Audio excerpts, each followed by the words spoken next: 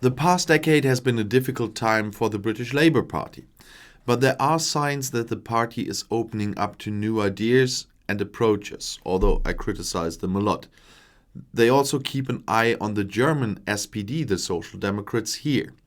The British Labour Party is one of the largest and most stable social democratic parties in Western Europe. Their fate has preoccupied Social Democrats across the continent for a long time, even if they have at times viewed their programmatic orientation critically. This was particularly the case in the 1990s with a turn to the third way, and again after the Tony Blair administration's support for the United States war on terror and the 2003 invasion of Iraq. Certainly, Labour does not offer a model that other left parties in Europe could emulate. Still, important lessons can be learned from their torturous experience in opposition and in power since 1979. The past decade was particularly significant as the party sought to respond to the 2008 financial crisis while addressing the long-term causes of its 2010 election defeat. After that defeat, Labour elected young and energetic Ed Miliband as its new chairman. Miliband had been a prominent advisor and minister in the Labour governments from 1997 to 2010. Nevertheless, he promised to turn the title decisively for New Labour. Miliband criticized that New Labour had failed to make a plausible criticism of global capitalism and had come to terms with unregulated markets.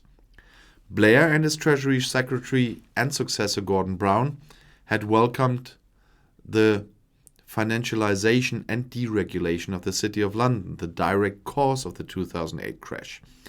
In addition, New Labour had been driving inequality in Britain sharply for 13 years.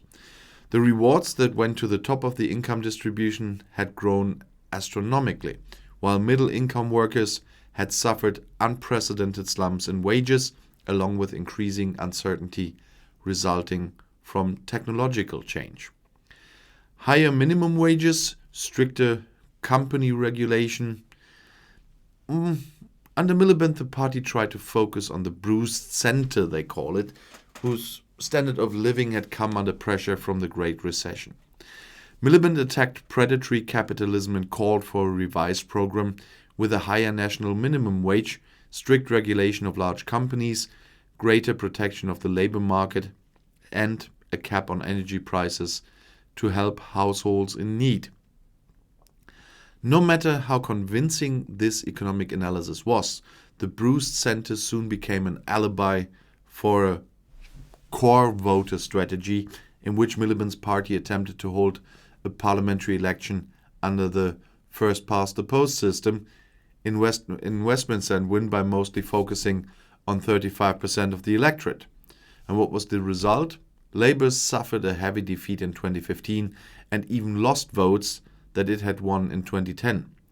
The party's overall stake rose only because of the disastrous performance of the Liberal Democrats, who were punished for making a Conservative-led coalition possible. Labour lost all but one seat in Scotland. Even more fundamentally, the gulf between the party and the wishes of the British electorate seemed to be widening. One consequence was the election of Jeremy Corbyn as the new party chairman. Corbyn had never held high office before, either in the party or in government. Yet, he offered the radical break with centrist social democracy that Miliband could not offer. Corbyn expressly rejected global capitalism and professed a policy of social justice, although he was very far left. He pledged to restore the Labour Party's traditional ties to the working class by strengthening the party's links with the unions and promising to reverse labour relations legislation imposed by Margaret Thatcher's government in the 1980s. At the same time, Corbyn mobilized a new generation of university graduates on the left. He pledged to fight economic precariousness by reducing student debt and building more social housing while advocating progressive causes, especially against racism and anti-imperialism. In the 2017 general election, Corbyn was close to claiming a staggering victory. Although Labour lagged behind much of the election campaign in the polls, the party won more than 40% of the vote in the election as it mobilized the unique political coalition that Corbyn had built behind the banner of transformational socialism. When Theresa May's government fell apart over Brexit, Labour seemed to have victory within reach. But 2 years later, the party suffered another devastating defeat and received the lowest share of the vote since 1935. Labour's problem was that the party was more divided than ever in its history. Particularly noticeable was the gap between the Parliamentary Labour Party, which largely opposed its own leader, and the grassroots activists who idealized Corbyn. The gap between principle and power became extremely apparent. As a result, in the 10 years after the 2010 defeat, Labour failed to make any significant electoral or strategic progress.